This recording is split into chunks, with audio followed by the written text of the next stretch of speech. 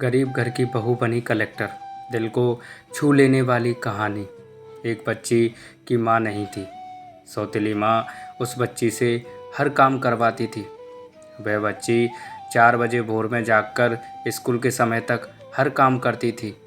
उसके बाद स्कूल भी जाती थी। सौतेली माँ अपने बच्चे को टिफ़िन देती थी, लेकिन उस बच्ची को टिफ़िन भी नहीं देती थी।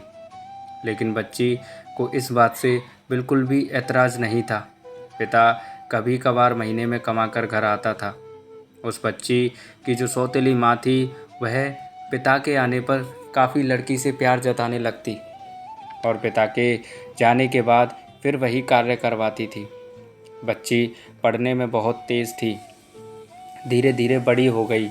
पिता को बड़ी होने के कारण विवाह की चिंता सताने लगी और एक दिन लड़की के पिता बिटिया की शादी का जिक्र करते हैं। सौतेली माँ ने कहा कि हमारे रिश्ते में एक लड़का है, दहेज भी नहीं लेगा बिल्कुल, पर थोड़ा गरीब है। परिवार ठीक है। लड़की चूँकि पढ़ना चाह रही थी, लेकिन ज़बरदस्ती मंदिर में विवाह करके उसे उसके ससुराल भेज दिया। लड़की जब ससुराल गई तो उसे अपनी बदनसीब किस्मत सोचकर कुछ नहीं बोली। लेकिन लड़के ने कहा कि आप बुरा ना माने तो एक बात कहें। वह बोला कि आपके साथ जीवन भर रहना है। आप जो कहोगे हम मानेंगे। लड़का बोला, जहाँ से पढ़ाई छोड़ी है वहीं से आप शुरू कर दीजिए। हम गरीब ज़रूर हैं, लेकिन गंवार बिल्कुल भी नहीं हैं। लड़की अपने पति का पैर पकड़कर फपक फपक कर रोने लगती है। लड़का दिन रात मेहनत अब करने लगा। लड़की दिन रात पढ़ाई में मन लगाती। लड़की एक बड़े शहर में रहकर IAS की तैयारी करने लगी। लड़का कमा कमा कर पैसा देने चला आता था।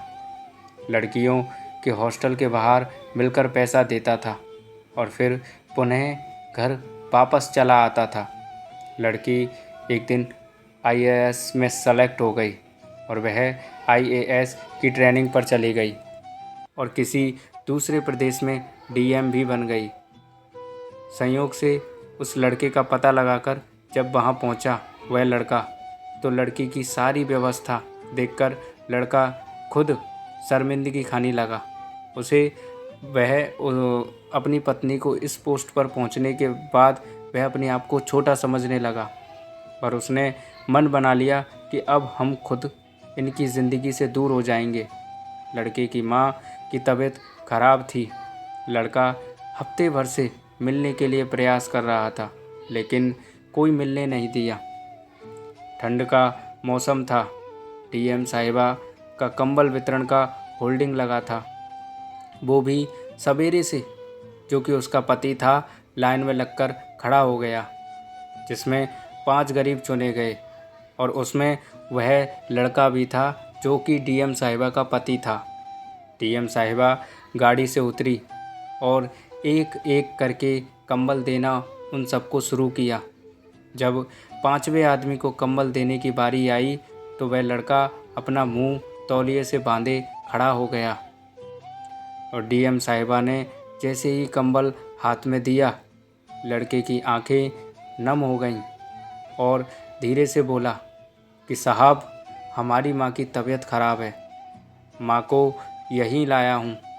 आप सरकारी अस्पताल में फ़ोन कर दीजिए जिससे कि मेरी माँ का इलाज हो सके, अच्छे से इलाज हो सके।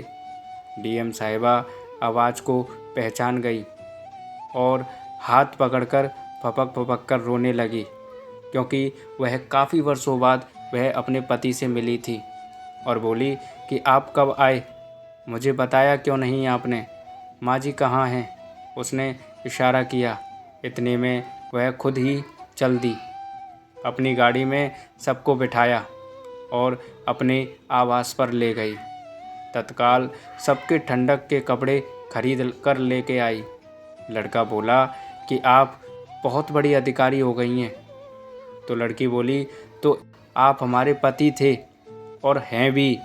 आप लोगों को हम कैसे भूल जाएंगे? आप मेरे लिए दिन रात मेहनत किए। आपकी देन है आज मैं जो कुछ भी हूँ, कि मैं यहाँ जो खड़ी हूँ। यह सुन लड़के की आंखों में नम हो गई, लड़के की आंखों में आंसू आ गए और इतने में डीएम साहिबा भी अपनी आंखों के आंसू रोक ना पाई और अपने पति के गले सिमटकर रो पड़ी और अपने परिवार के साथ रहने लगी। तो दोस्तों, मैं उम्मीद करता हूँ ये कहानी आपको ज़रूर पसंद आई होगी, और दोस्तों पसंद आई है तो लाइक कमेंट शेयर ज़रूर करें, और दोस्तों चैनल को सब्सक्राइब ज़रूर कर लें और बेल आइकन को ऑल के लिए प्रेस कर लें। और कहानी सुनने के लिए दोस्तों बहुत बहुत धन्यवाद, और मुझे सपोर्ट इसी तरह करते रहें। धन्यवाद दोस्तों।